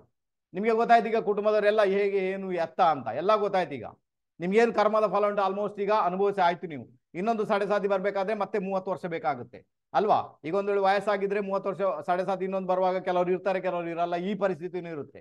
ಇನ್ನು ಚಿಕ್ಕ ವಯಸ್ಸಿನಲ್ಲಿ ಸಾತಿ ಬಂದ್ಬಿಡ್ತು, ಮೇ ಬಿ 30 ವರ್ಷ ನಂತರ ಮತ್ತೆ ಬರ್ಬೋದು ನಿಮ್ಗೆ. ಆ ಮೂಮೆಂಟ್ ಅಲ್ಲಿ ನೀವು ಕೂಡ ಇರ್ಬೋದು, ಅಲ್ಲಿ ಏನು ತೊಂದರೆ ಇಲ್ಲ. ಹಾಗಾದ್ರೆ ಒಟ್ಟಾರೆ ನೋಡ್ಲಿಕ್ಕೆ ಹೋದ್ರೆ ಚಂದ್ರನಿಂದ 2ನೇ ಮನೆ ಶನಿ ದುಡ್ಡು, ಕುಟುಂಬದ ವಿಚಾರದಲ್ಲಿ ಬಹಳಷ್ಟು ತೊಂದರೆಗಳನ್ನ ಕ್ರಿಯೇಟ್ ಮಾಡಬಲ್ಲ, ಚೋರಿ ಕೂಡ ಮಾಡಿಸಬಲ್ಲ, ದುಡ್ಡಿನ ವಿಚಾರದಲ್ಲಿ ನಿಮ್ಮನ್ನ ರಗಡಾಯಿಸಬಲ್ಲ, ಸ್ವಲ್ಪ ನಿಮ್ಮನ್ನ ಸುತ್ತಾಡಿಸಬಲ್ಲ. ಬಹಳ ಸರೆಂಡರ್ ಆಗ್ಬೇಕಾಗುತ್ತೆ, ಬಹಳ ದೀನಗತಿಯಿಂದ ದುಡ್ಡು ಕೇಳ್ಬೇಕು. ಸರ್ ನನ್ನ ಹಣ ಕೊಡಿ ಸರ್ ನಾನು ತುಂಬಾ ಕಷ್ಟ ಸರ್, ದಮ್ಮ ಸರ್ ಕೊಡಿ ಸರ್. ಇಲ್ಲ ಸರ್, ಏನಿಲ್ಲ ಸರ್ ಬ್ಯಾಂಕಲ್ಲಿ. ಈ ರೀತಿಯಾದ ಪರಿಸ್ಥಿತಿ ಕ್ರಿಯೇಟ್ ಮಾಡ್ತಾನೆ ಶನಿ ಮಹಾರಾಜ ಚಂದ್ರನಿಂದ 2ನೇ ಮನೆಯಲ್ಲಿ. ಅರ್ಥ ಮಾಡ್ಕೊಳ್ಳಿ. ನೀವು ಮಾಡಿದಿರಿಲ್ಲೋ ನೋಡಿ, ಆಗಿದೆ ಇಲ್ವಾ ನೋಡಿ, ದಮ್ಮದಕ್ಕೆ ಹಾಕ್ಬೇಕಾಗುತ್ತೆ. ಆ ಪರಿಸ್ಥಿತಿಯನ್ನು ಕ್ರಿಯೇಟ್ ಮಾಡ್ತಾನೆ ಶನಿ. ಯಾಕೆ ಕ್ರಿಯೇಟ್ ಮಾಡ್ತಾರೆ? ಯಾಕಂದ್ರೆ ನಿಮ್ಗೆ ಗೊತ್ತಾಗ್ಬೇಕು ತಾನೇ ಜನರು ಹೇಗೆ ಅಂತ, ಯಾರು, ಏನು, ಎತ್ತ, ಹೇಗೆ ಎಲ್ಲ ಗೊತ್ತಾಗ್ಬೇಕು ನಿಮ್ಗೆ. ಅದಕ್ಕೆ ಶನಿ ಮಹಾರಾಜ ಆ ರೀತಿ ಮಾಡಿದಿರ್ತಾನೆ. ಬಟ್ ನಿಮ್ಗೆ ಗೊತ್ತಾಗಲ್ಲ, ಈಗ ಗೊತ್ತಾಯ್ತು ಅಲ್ವಾ. ಹಾಗಾದ್ರೆ ಬರುವ ನಮ್ಮ ಮಕರ ರಾಶಿಯವರಿಗೆ ಬರುವ ಮಾರ್ಚ್ ನಂತರ ಇಸ್ ದ ಮಚ್ ಬೆಟರ್ ಅಂತ ಹೇಳ್ಬೋದು, ಬೆಟರ್ ಪೀರಿಯಡ್. ಓಕೆನಾ. ಇದರಲ್ಲಿ ಈ 3 ಹಂತಗಳನ್ನ, ಉದಯ, ಶಿಖರ ಮತ್ತೆ ಅಸ್ತ. ಮೊದಲನೇ ಹಂತ ಉದಯ ಅಂತ ಕರಿತೇವೆ, ಅದರ ಇಂಪ್ಯಾಕ್ಟ್ ಅನ್ನು ಹೇಳಿದ್ದೇನೆ. ಶಿಖರ ಅಂದ್ರೆ ಚಂದ್ರನ ಮೇಲೆ ಶನಿ ಬಂದಾಗ, ಅಸ್ತ ಅಂದ್ರೆ ಕೊನೆ ಹಂತ. ಈಗ ನಮ್ಮ ಮಕರ ರಾಶಿಯವರಿಗೆ ಶನಿ ಅಸ್ತ ಅಂದ್ರೆ ಆತನ ಸಾತಿ ಹೋಗ್ತಾ ಉಂಟು. ಈಗ ತೊಂದರೆ ಇಲ್ಲ, ಮೇ ಬಿ ಒಳ್ಳೆ ಪೀರಿಯಡ್ ಬರು. ಬಟ್ ಜಾಗೃತಿ ಅಂತೂ ಬೇಕು ನಮ್ಗೆ, ಸುಲಭ ಅಂತೂ ಅಲ್ಲ. ಯಾಕಂದ್ರೆ ಮನಸ್ಸಿನ ಮೇಲೆ ಒತ್ತಡ ಏನುಂಟು ಅದನ್ನ ಕಡಿಮೆ ಮಾಡಿದೆ ಶನಿ, ಬಾಕಿ ವಿಚಾರ ಓಕೆ, ನೋ ಪ್ರಾಬ್ಲಮ್. ಹಾಗಾದ್ರೆ ಈಗ ಗೊತ್ತಾಯ್ತು ನಿಮ್ಗೆ ಈ ಒಂದು 3 ರಾಶಿಯವರಿಗೆ ಸಾತಿ ಶನಿಯ ಇಂಪ್ಯಾಕ್ಟ್ ಯಾವ ರೀತಿ ಕ್ರಿಯೇಟ್ ಆಗುತ್ತೆ ಅಂತ. ಓಕೆನಾ, ಅರ್ಥ ಆಯ್ತು. ಪರಿಹಾರ ಏನ್ ಮಾಡ್ಬೇಕು? ಒಂದನೇದಾಗಿ ಓಂ ಶಂ ಶನೇಶ್ವರಾಯ ನಮಃ, ಈ ಮಂತ್ರ ಬೇರೇನು ಬೇಕಾಗಿಲ್ಲ, ಅಷ್ಟೇ. ಓಂ ಶಂ ಶನೇಶ್ವರಾಯ ನಮಃ 108 ಬಾರಿ ಬೆಳಿಗ್ಗೆ, 108 ಬಾರಿ ಸಂಜೆ, ಅಥವಾ ಬರೀ ಸಂಜೆ ಸೂರ್ಯಾಸ್ತ ಆದ ನಂತರ. ಓಕೆನಾ. ಸೊ ಇದು ಬಹಳ ಬಹಳ ಬಹಳ ಬಹಳ ಫೇವರಬಲ್ ಆಗುತ್ತೆ. ಒಂದು. ಎರಡನೇದಾಗಿ ನೀವು ಬೇಕಾದ್ರೆ ಈಶ್ವರನ ಟೆಂಪಲ್ಗೆ ಹೋಗಿ ಅಥವಾ ಆಂಜನೇಯನ ಟೆಂಪಲ್ಗೆ ಹೋಗಿ ನೀವು ಎಳ್ಳೆಣ್ಣೆಯನ್ನು ಅರ್ಪಿಸಿ ಬನ್ನಿ. ಅದು ಒಳ್ಳೆ ಇಂಪ್ಯಾಕ್ಟ್ ಅನ್ನು ಕ್ರಿಯೇಟ್ ಮಾಡುತ್ತೆ. ಶನಿವಾರ ಅಥವಾ ಮಂಗಳವಾರ ದಿವಸ ಅದು ಫೇವರಬಲ್ ಆಗುತ್ತೆ. ಅಥವಾ ಅದನ್ನು ಕೂಡ ನೀವು ಮಾಡ್ಕೊಳ್ಬೋದು, ತೊಂದರೆ ಇಲ್ಲ. ಓಕೆ. ಆ ನಂತರ ಬಹಳ ವಿಶೇಷವಾಗಿರುವಂಥದ್ದು, ಶನಿ ಅಂದ್ರೆ ಕಾರ್ಮಿಕ ವರ್ಗ, ಶನಿ ಅಂದ್ರೆ ಸೇವಕರು, ಶನಿ ಅಂದ್ರೆ ಬಡತನದಲ್ಲಿರುವವರು, ಶನಿ ಅಂದ್ರೆ ಕೆಳವರ್ಗದ ವ್ಯಕ್ತಿಗಳು. ಓಕೆನಾ.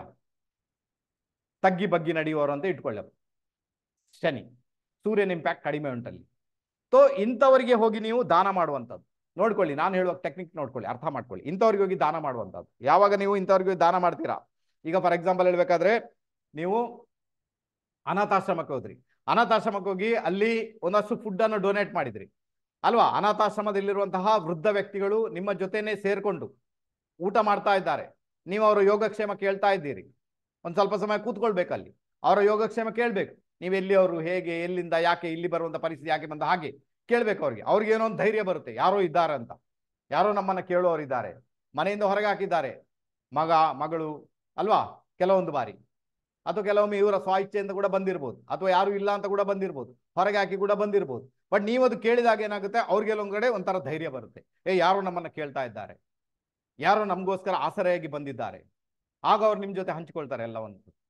ಅವ್ರ ಜೊತೆಗೆ ಕೂತ್ಕೊಳ್ಳಿ, ಅವ್ರು ಊಟ ಮಾಡುವುದನ್ನ ನೋಡಿ, ಅವರ ಮುಖದಲ್ಲಿ ನಗು ನೋಡಿ. ನೀವು ಆ ನಗುವನ್ನ ಯಾವಾಗ ನೋಡ್ತೀರಾ, ದೇವರಾಣೆಗೆ ಹೇಳ್ತೇನೆ, ನಿಮ್ಮ ಶನಿಯ ಪ್ರಾಬ್ಲಮ್ ಖತಮ್. ಅರ್ಥ ಆಯ್ತಾ ನಿಮಗೆ? ಅಲ್ಲಿಗೆ ಶನಿಯ ಸಮಸ್ಯೆ ಇರುವುದಿಲ್ಲ ಮತ್ತೆ. ಯಾಕಂದ್ರೆ ಶನಿ ಮಹಾರಾಜ ಖುದ್ದು ಏನ್ ಮಾಡಿದ್ದಾನೆ, ಸ್ಮೈಲ್ ಕೊಟ್ಟಿದ್ದಾನೆ. ಶನಿ ಮಹಾರಾಜನ ಇಂಪ್ಯಾಕ್ಟ್ ಅಲ್ಲಿನೇ ತಾನೇ ಇರುವುದು, ಅವರೇ ತಾನೇ ಶನಿ ಮಹಾರಾಜ. ಅರ್ಥ ಆಯ್ತಾ ನಿಮ್ಗೆ? ಹಾ, ಈಗ ನೀವು 7.5 ಇದೆ, ದೇವಸ್ಥಾನದಲ್ಲಿ ಊಟ ಕೊಡಿಸ್ತೇನೆ, ಅದು ಕೊಡಿಸ್ತೇನೆ, ಓಕೆ ಕೊಡಿಸ್ಬೋದು. ಬಟ್ ದೇವಸ್ಥಾನದಲ್ಲಿ ಏನಾಗುತ್ತೆ ಅಂದ್ರೆ ಅಲ್ಲಿ ನೀಡಿ ಪೀಪಲ್ಸ್ ಇರಲ್ಲ, ಯಾರಿಗೆ ಆಗುತ್ತೆ ಉಂಟು ಅವ್ರು ಬರಲ್ಲ. ದೇವಸ್ಥಾನದಲ್ಲಿ ಬಂದವರು ಊಟ ಮಾಡಿ ಹೋಗ್ತಾರೆ. ಅದರಿಂದ ಒಂದು ತುಂಬಾ ದೊಡ್ಡ ಮಟ್ಟಿಗೆ ಇಂಪ್ಯಾಕ್ಟ್ ನಿಮ್ಗೆ ಕ್ರಿಯೇಟ್ ಆಗ್ಬೋದು, ನಾನಂತೂ ಹೇಳುವುದಿಲ್ಲ, ಓಕೆನಾ. ಬಟ್ ಶನಿಗೆ ಸಂಬಂಧಪಟ್ಟಂತೇನೆ ನೀವು ಯಾವಾಗ ಅನಾಥಾಶ್ರಮಕ್ಕೆ ಅಥವಾ ಅಂತಹ ನೀಡಿ ಪೀಪಲ್ಸ್ಗೆ ನೀವು ಯಾವಾಗ ದಾನ ಮಾಡ್ತೀರಾ, ಯಾವಾಗ ಅವ್ರ ಜೊತೆ ಕೂತ್ಕೊಂಡು ಅವರ ಒಂದು ಸಮಸ್ಯೆಗಳನ್ನ ಕೇಳಿಸ್ಕೊಳ್ತೀರಾ, ಅವ್ರ ಜೊತೆಗೆ ಬೇಕಾದ್ರೆ ಊಟ ಮಾಡ್ತೀರಾ, ಅವರ ಮುಖದಲ್ಲಿ ನಗು ಮೂಡಿಸ್ತೀರಾ, ಆ ನಗುವನ್ನ ನೋಡಿಕೊಂಡು ಬರ್ತೀರಾ, ಆವಾಗ ನೋಡಿ ಯಾವ ಇಂಪ್ಯಾಕ್ಟ್ ಕ್ರಿಯೇಟ್ ಆಗುತ್ತೆ. ಈಗ ಒಬ್ಬ ಭಿಕ್ಷುಕ ಇದ್ದಾನೆ ಅಂತ ಇಟ್ಕೊಳ್ಳೋಣ, ಆ ಭಿಕ್ಷುಕನಿಗೆ ದುಡ್ಡು ಕೊಡಬೇಡಿ, ಅವನಿಗೆ ನೀವೇನ್ ತಿಂತೀರಾ ಅದನ್ನ, ನೀವು ಬಿರಿಯಾನಿ ತಿಂದ್ರೆ ಬಿರಿಯಾನಿ ತೆಗೆದುಕೊಡಿ, ವಡಪಾವ್ ತಿಂದ್ರೆ ವಡಪಾವ್ ತೆಗೆದುಕೊಡಿ, ನೀವೇನ್ ತಿಂತೀರಾ ಅದನ್ನ ತೆಗೆದುಕೊಡ್ಬೇಕು. ಅವನು ಭಿಕ್ಷುಕ, ಅವನಿಗೆ ಟೊಮೆಟೊ ಸಾರು ಮತ್ತೆ ಅನ್ನ ಸಾರು ಬರೀ ಅಷ್ಟೇ ಕೊಡೋಣ, 10 ರೂಪಾಯಲ್ಲಿ ಆಗುತ್ತೆ, ನೋ, ಬಿರಿಯಾನಿ ತಿಂದ್ರೆ ಬಿರಿಯಾನಿನೇ ತೆಗೆದುಕೊಡ್ಬೇಕು ಅವನಿಗೆ. ಓಕೆ, ಆ ಕೊಟ್ಟಂತ ಮೂಮೆಂಟ್ ಅಲ್ಲಿ ಅವ್ನು ನಿಮ್ಮನ್ನ ನೋಡಿ ಒಂದು ನಗು ನಗ್ತಾನಲ್ವಾ, ಯಾರೇ ಆದ್ರೂ ಕೂಡ, ಅಲ್ಲಿಗೆ 7.5 ಇರ್ಬೋದು ಅಥವಾ ಶನಿ ಯಾವುದೇ ದೋಷ ಇರ್ಬೋದು, ಖತಮ್, ಮುಗ್ದೋಗುತ್ತೆ. ಬಹಳ ಫೇವರಬಲ್, ರಿಪೀಟ್ ಮಾಡ್ಕೊಳ್ಬೋದು, ಏನು ತೊಂದರೆ ಇಲ್ಲ. ಮತ್ತೆ ಅವ್ರು ಊಟ ಮಾಡಿದ ನಂತರ ಒಂದು ತೇಗು ತೆಗಿತಾರಲ್ವಾ, ಹಬ್ಬ ಸಂತೃಪ್ತಿ, ಆ ಸಂತೃಪ್ತಿ ಏನಿದೆಯಲ್ಲ ಅದು ಬ್ಲೆಸ್ಸಿಂಗ್ಸ್. ಅರ್ಧ ಇದೊಂದು ಇಟ್ಕೊಳ್ತೇನೆ, ಆ ಸಂತೃಪ್ತಿ ಅದು ಬ್ಲೆಸ್ಸಿಂಗ್ಸ್, ಅಲ್ಲಿ ಬ್ಲೆಸ್ಸಿಂಗ್ಸ್ ಬಂತು ಈಗ. ಸೊ ಇದು ಯಾಕೆ ನೀವು ಅರ್ಥ ಮಾಡ್ಕೊಳ್ಳಲ್ಲ ನನಗೆ ಗೊತ್ತಾಗದ ವಿಚಾರ, ದಯವಿಟ್ಟು ಅರ್ಥ ಮಾಡ್ಕೊಳ್ಳಿ. ಎಲ್ಲ ಇಲ್ಲಿನೇ ಇದೆ, ಎಲ್ಲ ಪರಿಹಾರಗಳಿಲ್ಲಿವೆ. ಬಟ್ ಶನಿಯ ಪರಿಹಾರ ಮಾಡುವಾಗ ಇಂಥವ್ರಿಗೇನೆ ಪರಿಹಾರ ಮಾಡಬೇಕು. ಅದು ದೊಡ್ಡ ಮಟ್ಟಿಗೆ ಹೋಗಿ ಆ ದೇವಸ್ಥಾನದಲ್ಲಿ ಪೂಜೆ ಮಾಡಿದ್ರೆ ಅದು ಮಾಡಿದ್ರೆ ಅದು ಎಷ್ಟು ಮಟ್ಟಿಗೆ ಇಂಪ್ಯಾಕ್ಟ್ ಕೊಡುತ್ತೆ ನನಗಂತೂ ಗೊತ್ತಿಲ್ಲ, ಬಟ್ ಪರವಾಗಿಲ್ಲ, ಮಾಡ್ಬೋದು ನೀವು. ಬಟ್ ಇಲ್ಲಿ ಮಾಡಿದಾಗ ಅದು ಮತ್ತೆ ಅಕ್ಯುರೇಟ್ ಆಗಿ ಕೆಲಸ ಮಾಡಿ. ಯಾಕಂದ್ರೆ ಶನಿಯ ಇಂಪ್ಯಾಕ್ಟ್ ಅನ್ನ ಶನಿಯಿಂದಲೇ ದೂರ ಮಾಡಿಸಿದ್ರಿ ನೀವು ಅಲ್ವಾ. ಆಗೋ ನಕ್ಕು ಬಿಟ್ರಿ. ಈಗ ಏನ್ ಶನಿ ಈಗ ಸಾಕ್ಷಾತ್ ಬರ್ತಾನ ಅಲ್ಲಿಂದ ಇಳಿದುಕೊಂಡು ನಿಮ್ಗೆ ಇದು ಏನು ನಿಮ್ಗೆ ದರ್ಶನ ಕೊಡ್ಲಿಕ್ಕೆ ಇಲ್ಲ ತಾನೆ, ಅವರೇ ತಾನೇ ಶನಿಯಲ್ಲಿ ದರ್ಶನ ಅವರೇ ಕೊಡ್ತಾ ಇರ್ತಾರೆ. ಸೊ ನೀವು ಅದನ್ನ ಫಾಲೋ ಮಾಡಿ ಫೇವರಬಲ್. ಓಕೆನಾ, ಗೊತ್ತಾಯ್ತು ಅಂತ ಇಟ್ಕೊಳ್ತೇವೆ. ವಿಡಿಯೋಲಿ ಎಂತ ಆಗುತ್ತಪ್ಪ, ಇನ್ನು ನಮ್ದು ಇದೇ ಬರುವ ತಿಂಗಳ ಒಂದು ಮೇ ತಿಂಗಳ 20ನೇ ತಾರೀಕಿಗೆ ನಾವು ಹೊಸ ಬ್ಯಾಚ್ ಸ್ಟಾರ್ಟ್ ಮಾಡ್ತಾ ಇದ್ದೇವೆ. ಯಾವುದು ಜ್ಯೋತಿಷಕ್ಕೆ ಸಂಬಂಧಪಟ್ಟಂತೆ ಜ್ಯೋತಿಷ್ಯವನ್ನ ಯಾರಿಗೆಲ್ಲ ಕಲೀಲಿಕ್ಕೆ ಇಂಟ್ರೆಸ್ಟ್ ಇದೆ ಅದನ್ನ ಬೇಸಿಕ್ ಇಂದ ಹಿಡಿದು ಅಡ್ವಾನ್ಸ್ ವರೆಗೆ ಕಲ್ಸ್ಕೊಡ್ತೇವೆ, ಪ್ರಿಡಿಕ್ಷನ್ ಮಾಡುವ ಲೆವೆಲ್ ವರೆಗೆ ಕಲ್ಸ್ಕೊಡ್ತೇವೆ. ಅದರಿಂದ ಯಾರಿಗೆಲ್ಲ ಬರ್ಲಿಕ್ಕೆ ಮನ್ಸಿದೆ ಅವ್ರು ಬನ್ನಿ, ನಮ್ಮ ಜೊತೆ ಸೇರ್ಕೊಳ್ಳಿ. ರೆಕಾರ್ಡಿಂಗ್ ಕೊಡ್ತೇವೆ, ಯಾರಿಗೆ ಆ ದಿನ ನೋಡ್ಲಿಕ್ಕೆ ಆಗ್ಲಿಲ್ಲ 1 ವರ್ಷಗಳ ಕಾಲ ರೆಕಾರ್ಡಿಂಗ್ ಇರುತ್ತೆ. ಸೊ ಎಂಜಾಯ್ ಮಾಡ್ತೀರಾ, ರಹಸ್ಯಮಯ ಲೋಕದಲ್ಲಿ ವಿಹಾರ ಮಾಡ್ತೀರಾ, ಬಹಳ ಬಹಳ ಫೇವರಬಲ್ ಆಗುತ್ತೆ. ಓಕೆನಾ, ಬೇಸಿಕ್ ಇಂದ ಇರ್ತದೆ, ಅಂದ್ರೆ ಪಂಚಾಂಗದಿಂದ ತಿಥಿವಾರ ನಕ್ಷತ್ರ ಯೋಗ ಕಾರಣ ಅಲ್ಲಿಂದ ಇರ್ತದೆ, ಅದು ಬಹಳ ಫೇವರಬಲ್ ಆಗುತ್ತೆ. ಓಕೆನಾ, ಬಹಳ ಕಡಿಮೆ ಫೀಸ್ ಇಟ್ಟಿದ್ದೇವೆ, ಆ ಫೀಸ್ಗೆ ಬನ್ನಿ ಸೇರ್ಕೊಳ್ಳಿ. ಏನೆಲ್ಲ ಡೀಟೇಲ್ಸ್ ಬೇಕು ಡಿಸ್ಕ್ರಿಪ್ಷನ್ ಬಾಕ್ಸ್ ಅಲ್ಲಿ ಹಾಕಿದ್ದೇನೆಲ್ಲ, ಅಲ್ಲಿಂದ ಓದ್ಕೊಳ್ಳಿ, ಕರೆ ಮಾಡಿ, ಬಂದು ಸೇರ್ಕೊಳ್ಳಿ, ಎಂಜಾಯ್ ಮಾಡಿ. ಓಕೆನಾ, ಈಗೇನ್ ಮಾಡೋಣ, ಯಾರೆಲ್ಲ ಇದುವರೆಗೆ ನಮ್ಮ ಆರಾಧ್ಯ ಅಸ್ಟ್ರೋ ಯೂಟ್ಯೂಬ್ ಚಾನಲ್ ಸಬ್ಸ್ಕ್ರೈಬ್ ಮಾಡಿಲ್ಲ, ದಯವಿಟ್ಟು ನಮ್ಮ ಯೂಟ್ಯೂಬ್ ಚಾನಲ್ ಸಬ್ಸ್ಕ್ರೈಬ್ ಮಾಡಿ, ಬೆಲ್ ಐಕಾನ್ ಪ್ರೆಸ್ ಮಾಡಿ ಅಂತ ಹೇಳ್ತೇನೆ. ಅದರ ಜೊತೆಗೆ ಇದನ್ನ ಲೈಕ್ ಮಾಡಿ, ಕಮೆಂಟ್ ಮಾಡಿ, ಶೇರ್ ಮಾಡಿ, ತುಂಬಾ ಚೆನ್ನಾಗಿರ್ತದೆ. ಸ್ಕಿಪ್ ಮಾಡದೆ ನೋಡಿದಂತಹ ಎಲ್ಲ ಮಹಾನೀಯರುಗಳಿಗೆ ತುಂಬ ಹೃದಯ ಧನ್ಯವಾದ ಅರ್ಪಿಸಿ ಎಲ್ಲರಿಗೂ ನಮಸ್ತೆ ನಮಸ್ತೆ ನಮಸ್ತೆ, ಬಾಯ್.